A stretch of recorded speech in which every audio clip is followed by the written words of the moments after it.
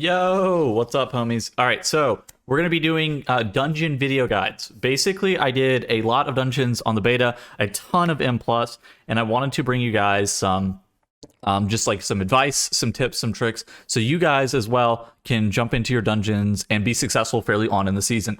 Obviously, strategies aren't like fully fleshed out, but these were pretty meta strategies and kind of things that you should be looking to do or looking to know with the dungeons that come out as they come out in M+. This is going to help you out early season and just kind of learning what's going on, and I hope you guys enjoy. Okie dokie. So, in this recording, we got Shadowmoon Burial Grounds. Basically, Shadowmoon Burial Grounds is a dungeon from the Warlords of Draenor expansion, and parts of it, seem like it actually comes from the Warlords of Draenor expansion. And when I say this, what I mean is like the trash mobs in this dungeon don't do a ton, and a lot of the difficulty is centralized generally on the tank inside of this dungeon. And it's a situation where there are some things that are like kind of gimmicky and kind of weird that you need to know about the dungeon going into it. And I hope that this video is going to help at least with those kind of things. But there's not a ton of mobs to talk about. There's like the bosses, we're going to discuss them a little bit, but they're not super intricate or anything. And this should be hopefully one of the faster videos, because some of these dungeons get incredibly long, especially the Dragonflight ones. Halls of Valor was also a fairly long one, but like a lot of these dungeons and the dungeon guide videos have gotten fairly long. So right off the bat here, there is a Bone Mender, and the only mob that really matters in this pack is this Bone Mender. It does a heal cast, and it does like a sorted bolt style ability. We are going to skip this with Shroud here, but basically the only thing you need to know about this pack is like most people are going to be looking to play this because it's just like it's like right at the beginning of the dungeon. You don't really need to Shroud it. But it does a heal. Make sure that you're just like rotating kicks on it. It should be really easy to get interrupts on this mob. Okay, so next up, we have this Void Spawn. We got the Blueberry, and there's a reason that we're skipping this guy, and there's a reason that I would highly recommend skipping this guy. So basically, how it works is this mob has two mechanics. First off, it does an AOE explosion that does a decent amount of upfront damage. And that by itself is fairly dangerous. It drops every player to around 30% HP, and if you don't get topped off of it, then you can potentially die. Now, you can line of sight this mob, and so like we could pull this guy back to here and then line of sight him around the corner right here, but this guy we don't really need for count, so we generally look to skip him. The second mechanic he does is he spawns like circles, and he emanates puddles around him, which you have to dodge, which is not overly dangerous. The big point of danger and annoyance from this guy is certainly his AoE.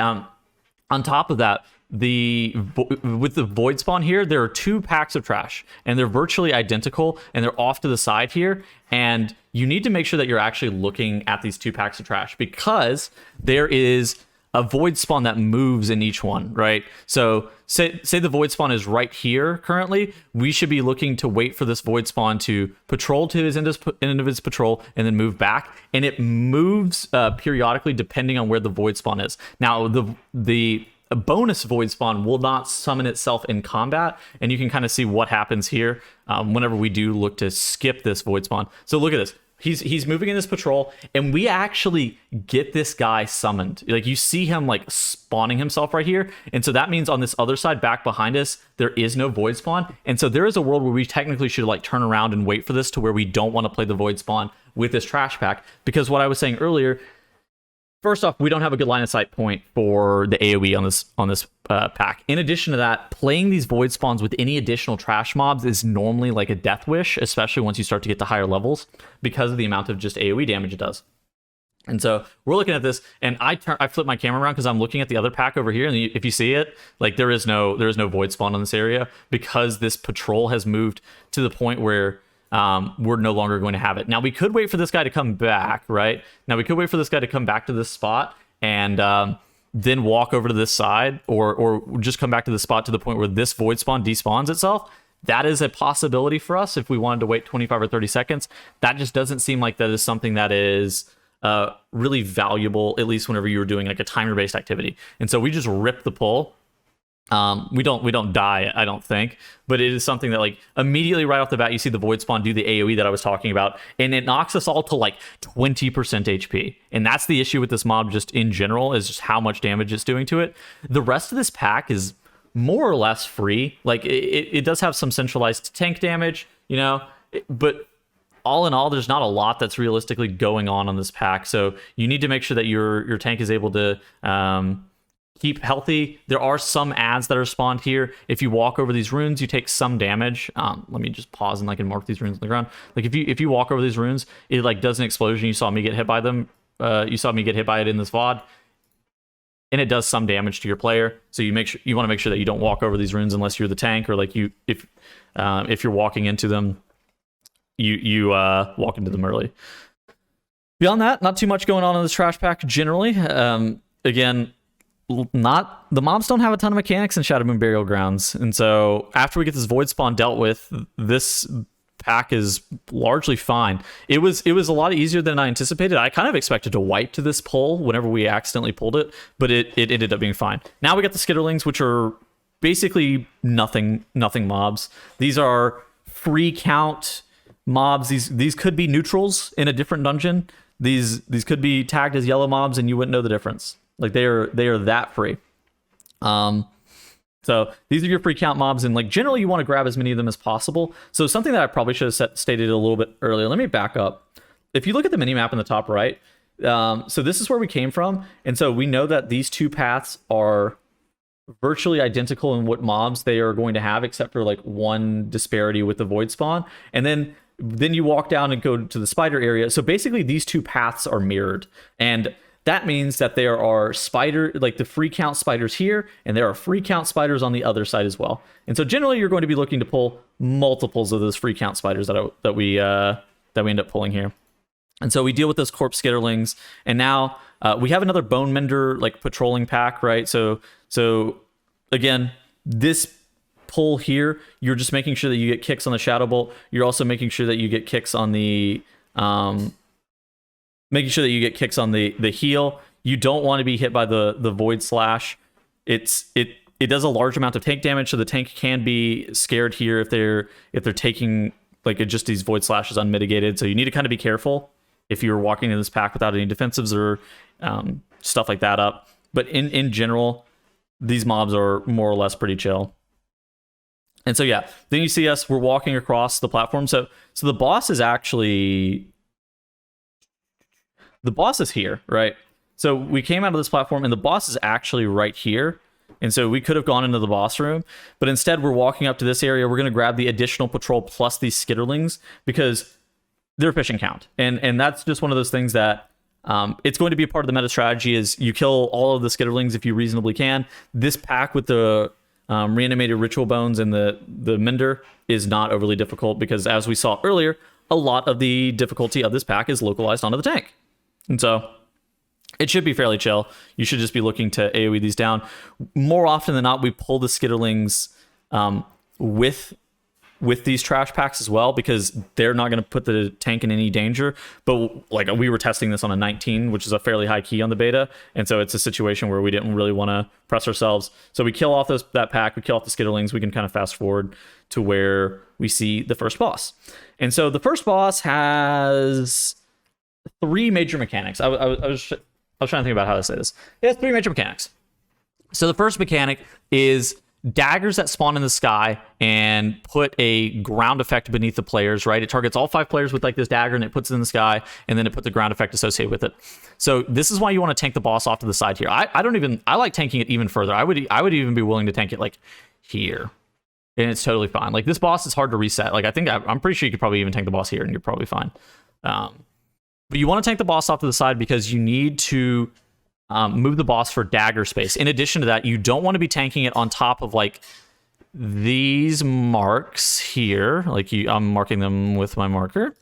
You don't want to be tanking them on top of these marks here because of one of the second mechanics on top of it. So basically, let me just run play so we can see when the daggers spawn here in just a couple of seconds.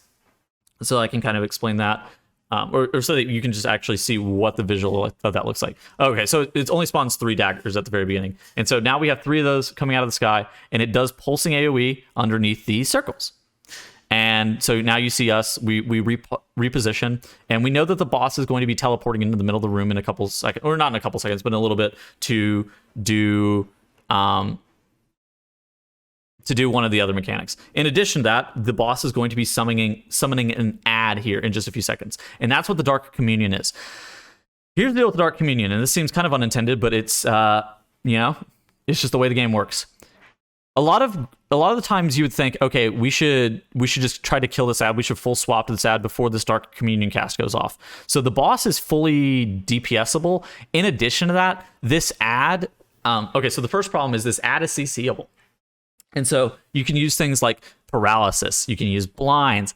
I'm going to run out and root every single one with Entangling Root to make sure that this Defiled Spirit doesn't walk in. And then with that Entangling Root, then I'm going to get back on the boss and we're just going to DPS through it because the boss doesn't have any DR or anything, so it's chill. We would rather put the damage into the boss as opposed to putting it into the ad. And so making sure that you're not focusing or not swapping to the ads, and instead make sure that you're fixating your damage onto the boss as much as possible is definitely in your best interest here. And so now we're about to see the third mechanic of the fight, which is the Dark Eclipse mechanic, which I kind of alluded to earlier. And so we wanted to make sure that those daggers weren't in a spot where they were going to mess up our Dark Eclipse spots. Like, look at these people, they're standing on the Dark Eclipse. We're all standing on Dark Eclipses here. You can also walk over these runes as well, like these runes that are marked with white. You can stand on top of those as well. Here's the deal with the Dark Eclipse. It's not like a buff that you get. It's something that you need to stand on. On top of that, you can stand on other players' Dark Eclipse, so don't feel like you need to be spread to your own or anything like that. All right, so that's the deal with like the Dark Eclipse mechanic. And then beyond that, it's kind of rinse repeat. We're going to move the boss off to the side and try to get it away from the previous daggers that we dropped, because we know that more daggers are going to be coming out here in just a couple seconds. The boss also has a Whispers cast, which is a decent amount of like a group-wide AoE, but your healer more or less should be just looking to heal those Dark Whisper casts. You shouldn't take too much more damage. You also have a 15-second leeway with this Dark Communion to get yourselves topped back up. And then, I mean, the Dark Eclipse shouldn't hit anybody. Like, it's a one-shot. It's not something that you realistically are going to be able to live through anyways. So that's functionally how the boss works. So it's pretty easy. Now, skipping up to the next trash pulls. You're going to see me commit acts of cringe here. Okay, so these mobs here, you see them casting Domination. You would think on first glance that you should stun them, kick them, whatever, while they're casting Domination. But in reality, if you do something super special, which is not interrupt them, not CC them, do nothing to them, then you're not going to activate them at all, and they're just going to continuously channel Domination into these Subjugate souls. This is great. This makes this pack turbo free if you don't CC and you don't kick here. And so if you're playing in a coordinated group, you say don't CC, don't kick. Or if you even type this out in party chat, and you say don't CC, don't kick. And these Domination mobs literally will just full channel, and they are target dummies. Now, we grip one in because it's not that big of a deal to have a kick on one of the Rending Void Lashes. So what these mobs do is they will cast Domination, which can mind control somebody. And then on top of that, they do a Rending Void Lash cast, which you see I take one tick of the Rending Void Lash before it gets interrupted, and I almost immediately die. So the Dominator is going to turn. He targets me with the Rending Void Lash. I get the debuff. And then immediately my health drops to 28% because of that. So this is why you don't want to be looking to CC or interrupt them. Because if you have multiple, 2 or 3 of these active at once, then you're going to run into problems where you're going to probably be wiping because you don't have enough interrupts to get both the Domination MC and the Rending Void Lash casts as often as possible. So that's more or less how those mobs work. On top of this, there are... and you're going to watch me demonstrate this just for the YouTube video, definitely not because I'm an idiot. There are like these tombs, yeah? And if you walk over them, they summon an ad. And we can talk about what that ad does in a second. I don't remember the exact names of it, but it has like a bolt, like a death bolt, I think is the name of the ability. I'm not 100% sure. But it has a couple of interrupts, and the tomb is a bit wider than it appears, so you need to make sure that you really hug. Like, if you're skipping, like, whenever you're skipping these, you need to really make sure that you're hugging, like, off to the side, and don't be like me and accidentally walk over it. In addition to that, I, again, for content, of course, accidentally walk over these other graves. And now we have these exhumed souls with this Death Blast. Okay, it's Death Blast, not Death Bolt. And that's an interrupt that you have to get. These shields can be purged or MD'd off, so it's kind of okay, but at the same point, this is a lot of interrupts that we have just summoned. We have just summoned 3 mobs that have casts that we need to get kicked. On top of that, we have an Exhumer that casts Void Bolt. Now, there is no checkpoint here. Well, there's a checkpoint after this boss. I shouldn't have released, but I released anyways because I'm an idiot. And so now I'm just going to fast forward us because of the power of editing. And so now we are going into the second boss. The second boss, fairly easy as well. It's got a couple of mechanics. Again, not overly complicated by any means. And so the first mechanic is this Void Blast cast, which I believe it targets the tank and it just hits them with magic damage. And then he does a teleport and summons like a circle. It's planar shift, yeah. He does this teleport and then he puts this circle beneath him. All of your melee just need to kind of run out, make sure that they don't take damage from the circle. It's not a dot or anything. It's just like upfront damage. And so you want to get out of that whenever he casts planar shift to avoid damage taken. And then the last thing, he sends you into a banished realm where you have to kill an ad. And so it's this Soul Steel cast. And these ads have a buff that makes them take increased damage from fire and holy damage effects. So healers are going to have an easier time kind of dealing with this. But at the same point, you actually take a decent amount of damage dealing the Soul Shred. But once you kill this mob, you have to click your character, and then you are able to, or I think it's holy in nature. I actually don't think it's holy in fire. I think it's holy in nature. Damage effects.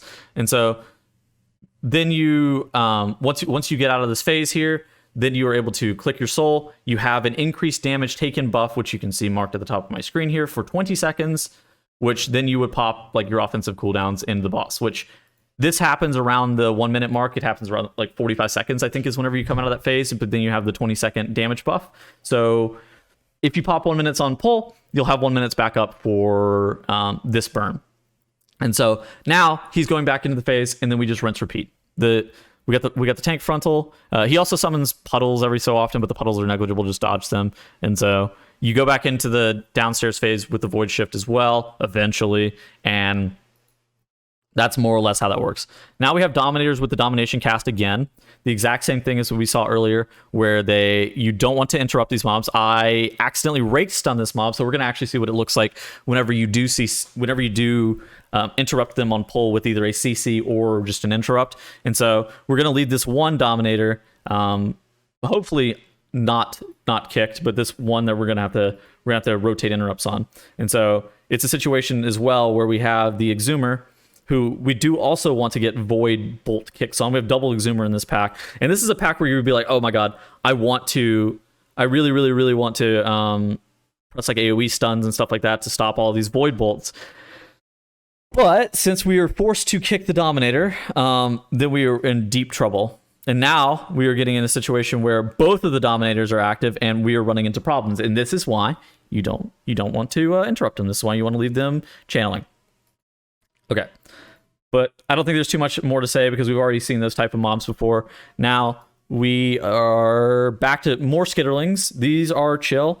And on top of that, now we have a new mob that is into the arena that you need to talk about, or two new mobs that into the arena that we need to talk about. One is the Corpse Spider, and he's got two casts that can be interrupted, and you should be looking to interrupt them. One of them is the Necrotic Burst, and I think that just does an AoE.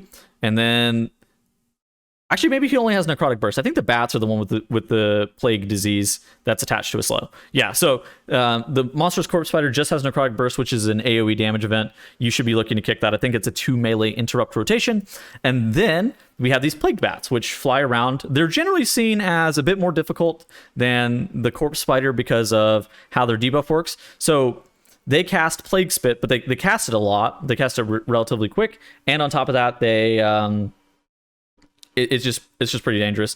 Now, one of the big things with Plague Spit is the upfront damage is meh, but the dot is the dangerous part of the Plague Spit. But the dot is attached to slows, so things like Shapeshifting, Freedom, Tiger's Lust, things that remove slow style effects, Sprint, whatever else, yeah, will also allow you to remove the stacks of the Plague Spit. And so there are some players that you can just let it go off on because you know that they can just shapeshift off the dot, where the cast, again, the upfront damage of it is not too dangerous. So now we just have these Plague Bats and these Skitterlings. There's downstairs, I just fast forward a little bit. There's some more Corpse Spiders. They're not too bad. And then now we have the Carrion Worm, which is the final mob of I think it's the final mob, yeah, that we have to talk about. And so, where do I want to start with this? Okay, so the carrion worm just does a body slam. Basically, these mobs, they give count. They used to not give count, but now they give count once you push them to 30% HP. And then once you push them to 30% HP, we will see them again on the boss fight. Realistically, these mobs don't do anything except for melee your tank. If your tank is out of melee range, then they will cast Fetid Spit on players. There are bats that fly around in the air, and they swoop down into the middle, yeah? And so this is a situation that you are pretty good to pull them into the worm, but you want to make sure that your tank is the person who's pulling them into the worm if they are ever pulling them. There's 4 of them in the pack, which means that you're going to have a lot of debuffs going out. So if you don't have offensive cooldowns or any way of like, say you're not doing super coordinated interrupts, you may want to pull these bats like solo. That's an option. Alternatively, you could like maybe shroud past them, not pull them, or just skip them in general. In addition to that, let me back up a little bit. In addition to that, if you want, and I'm not saying you should, but if you want, you can skip all of this and avoid the count from the carrion worms, avoid the count from the bats. You know, there's a worm here, and then there's bats that patrol through the middle. If you want, you can walk and swim all the way around, and then you hit this jet right here, and you get launched onto the platform with Bonemaw. Now, this could be useful for some groups. This is really count dependent. But how this works is you need to make sure that you are hugging this wall. So once these carrion worms spawn, they'll like combat your whole entire group, but you can avoid spawning them if you make sure that you are hugging the wall as tight as possible. And so that is a tip. You can absolutely use that. It just really depends on your group.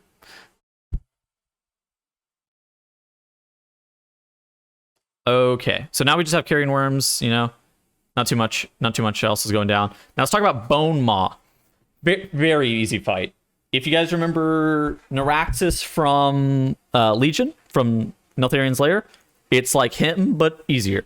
So basically, he continues to do the body slam, which is the mechanic from the worms that we saw earlier. On top of that, he throws these puddles onto ranged targets, only ranged targets, never melee. He throws these puddles onto ranged targets that you want to bait as close to the boss as possible, so that your melee and your tank can attack the boss, but not like all the way into melee, because if you bait it all the way into melee here, then you're going to run into an issue where Bonemaw is going to inhale you and accidentally eat you. And so that's what these slow puddles are for, is for this inhale. And this inhale doesn't telegraph super well. But as you see, my boss mod there had the inhale cast starting, and we are able to hit the boss from here. There are some abilities that work really, really strange on this platform. And in addition to that, if you get knocked out by a volcanic while you were sitting inside of this puddle, you get eaten immediately by the inhale. So don't do that. If you do see a volcanic beneath you, it is actually dangerous. It's not something that you should be treated lightly. However, you would think that the inhale is going to one-shot you. It actually does not one-shot you for whatever reason. It ticks you down to, I don't know, let's say like 50% HP. Then you're silenced and put in the water, and you have to like hit this slipstream to get back out of the water.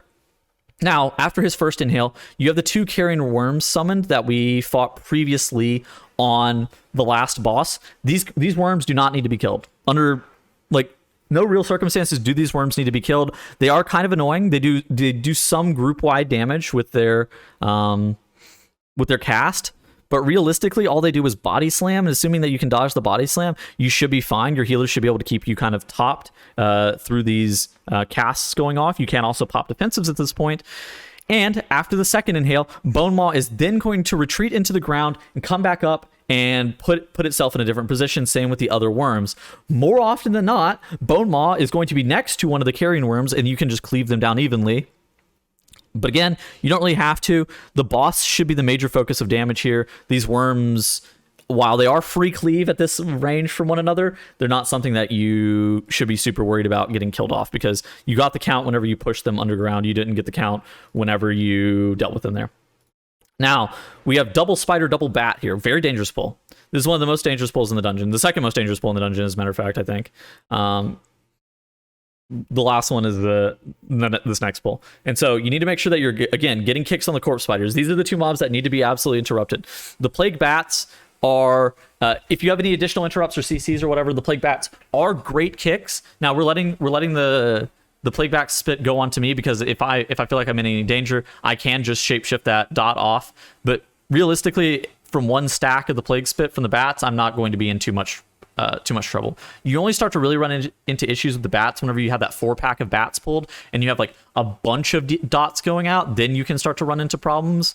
But with just 2, if you're making sure that you're using your interrupts very often, you should be fine. Now, we got these 2 void spawns, which are pains in the asses. I should back up a little bit more. So 2 void spawns. We saw what 1 void spawn looks like earlier. 2 void spawns, and again, I mentioned earlier that you can line of sight. And so we are going to be looking to tank the void spawns like here. And so then we can line of sight like here or something like that. In addition to that, if you don't want to use this point, a different spot that you can line is on the doorway. I don't love the doorway. It's kind of a pain in the ass to line of sight. So like if you wanted to, you could technically tank them like on the other side here, and then you could line of sight around the corner. Yeah, but I think that generally it's pretty annoying. On top of that, these void spawns, you would like for the void pulses and the AoE that they do, the AoE puddles, to be synced, but even if you pull them at the exact same time, they're very difficult to get synced up. So what we do at the beginning is we like to line the double void pulse. I actually don't even take either of them. I think that taking either of them is pretty annoying there. And so then we're getting void pulses here, and so they sync. We got 1 additional void pulse, and then we had them sync up their void eruptions, which is so weird that happened, because these mobs make absolutely no sense with how their casts sync up. But you need to just make sure that you are popping as many personals. Pretty much all of your defensives need to be used on this double pack, because the next boss is, I don't want to say free, but significantly easier. And so it's a situation where just popping all of your defensives here, making sure you're using rallies, make sure you're using darknesses, any immunities, all of your defensives, health potion, health stone, all of that stuff should be used right here. And so now we have the last boss. As I'm checking out my talents, hurry up, close the talent page. Okay, now we got Nerzhul. And so Nerzhul has more mechanics than the rest of the bosses in this dungeon, but it's still not overly complicated. First and foremost, if you were playing a ranged DPS, the thing that you need to know is that this purple circle goes only on ranged. It only goes on ranged. And what that means is that you want to be baiting this to the outside. You want to be baiting this to the outside as much as possible, because you don't want to be dropping it into melee. It does pulsing AoE damage on the whole entire party that has significant drop off. And so let me see if our evoker friend here hovers out of the way of the first tick of it, but I can't tell if he takes like a full hit of it or not. So he gets, okay, so look at that. I took 5% of my HP, 10% of my HP from the first hit of it because it has fall off damage. He took 50 immediately when it spawned because he was a little bit late on his hover. And now you don't want your full party taking 50% of their HP. And so you need to make sure that if you're playing with a ranged, or you're playing as a ranged on this fight, that you are baiting these puddles to the outside. And our evoker here is doing a great job of making sure that they are staying away from us. Now, in addition to that, he summons Ritual of Bones, which there's multiple strategies for how you should be looking to deal with the Ritual Bones, but the general easiest one is you just kind of mark one of the ads and you focus it down. There are some strategies that I think will develop that will involve you hitting far side ads first, but I don't think that that's more in the scope of like what this video is aiming to provide. Basically how we're even doing it in this video, and like what we found to be successful for us, is like we just kind of mark one. Doesn't really matter where it is. We make sure that it's safe from the path of any of these puddles, and then we just kill it. So technically we could have marked this one that's off to the side and it would have been totally fine, because this guy's going to walk this direction and he's going to die. Now, the deal with these Ritual of Bones is that they have a connecting line, and it's kind of like Painsmith orbs from Sanctum of Domination, where you need to make sure that you get this Ritual of Bones killed off. If you contact this puddle at all, then you're going to get a massive dot on you, and it is actually very dangerous. I think that we even get hit with the dot there. That's actually so weird. Like our whole entire party even gets hit with the dot there from this cloud right here. So you need to make sure that you really like are walking through the middle of it. Maybe we should have backed out from the malevolence more, And I think that that's something that is pretty important. If you play back in Warlords of Draenor, you may think that the Malevolence is aimed at the tank. That is no longer the case anymore. It can go on any random player, and so it makes it significantly harder. We get 4 people with that dot on us, and look at how much damage it is doing to us. If it's a situation that if we get ticked at all with the circle that our healer dropped there, then we probably would have died. Like our rogue even goes down, so we have to res him. It's just a situation that you cannot afford to get hit by the wall in any capacity. You know, that's pretty much the whole entire fight. There's not too much else going on this boss, and that's going to be the end of Shadowmoon Burial Grounds. I hope you guys enjoyed the video, and I will see you guys in the next one. Goodbye.